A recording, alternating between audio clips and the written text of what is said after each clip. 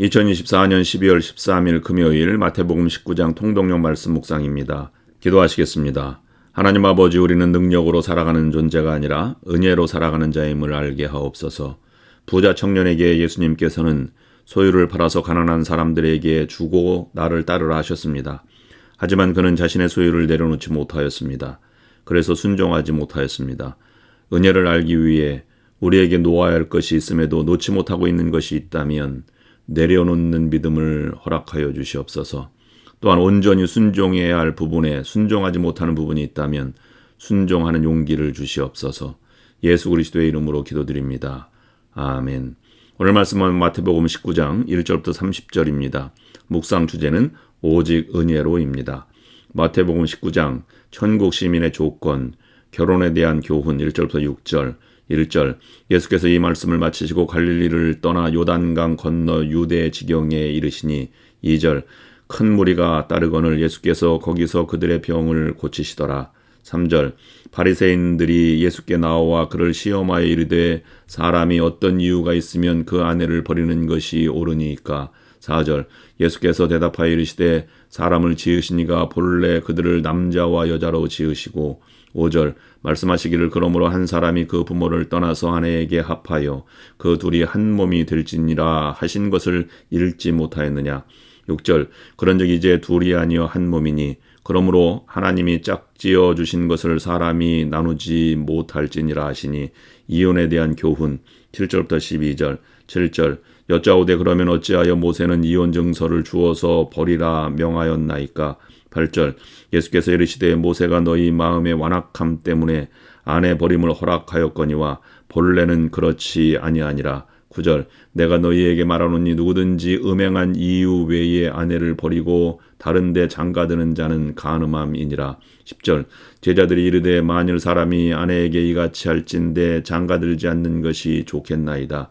11절 예수께서 이르시되 사람마다 이 말을 받지 못하고 오직 타고난 자라야 할지니라. 12절 어머니의 태로부터 된 고자도 있고 사람이 만든 고자도 있고 천국을 위하여 스스로 된 고자도 있도다.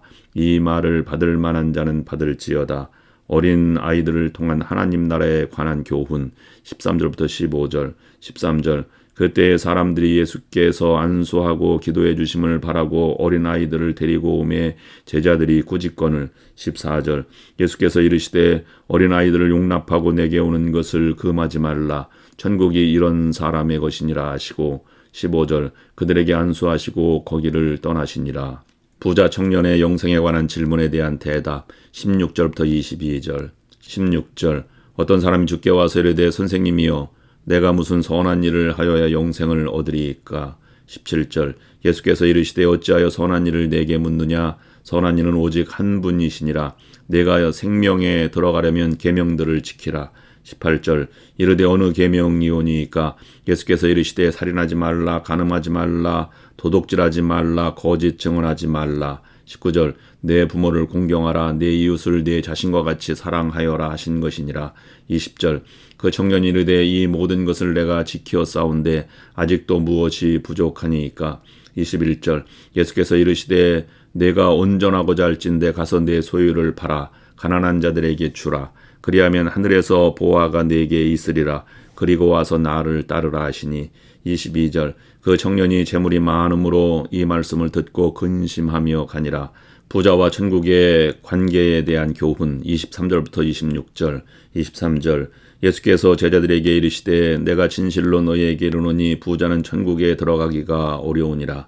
24절 다시 너희에게 말하노니 낙타가 바늘기로 돌아가는 것이 부자가 하나님의 나라에 들어가는 것보다 쉬우니라 하시니.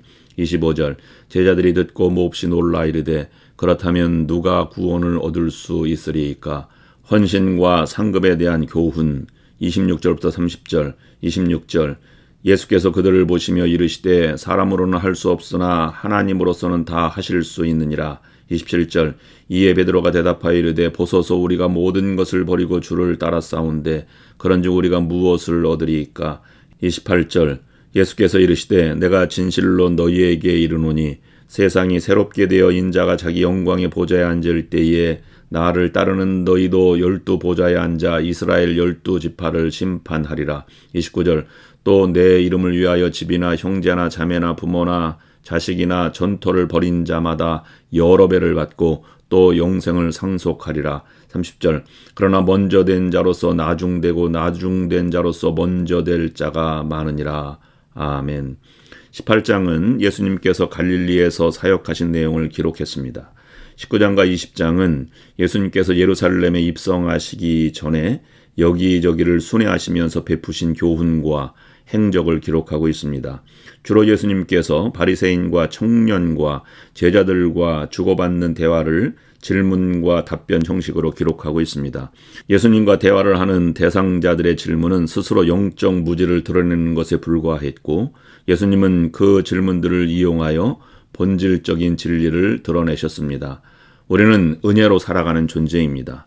우리가 이룬 것보다 하나님께서 거저주신 것이 훨씬 더 많습니다. 그 은혜를 갚는 것이 믿음의 삶입니다. 우리가 예수님을 믿은 후에 하나님의 말씀을 지키며 사명을 감당하려고 할 때 고난도 동시에 옵니다. 바울은 이렇게 고백했습니다. 고린도후서 1장 5절 말씀에 그리스도의 고난이 우리에게 넘친 것 같이 우리가 받는 위로도 그리스도로 말미암아 넘치는도다. 오늘 마태복음 19장 마지막 30절은 이렇게 끝을 맺습니다. 그러나 먼저 된 자로서 나중되고 나중된 자로서 먼저 될 자가 많으니라. 주를 위해 모든 것을 희생하고라도 주를 따른 자들은 주께서 심판의 주체로 나타나실 때에 심판에 참여할 것입니다. 또 주를 위해 희생한 것에 비하면 좋게 비교할 수 없는 위로와 보상을 받게 될 것입니다.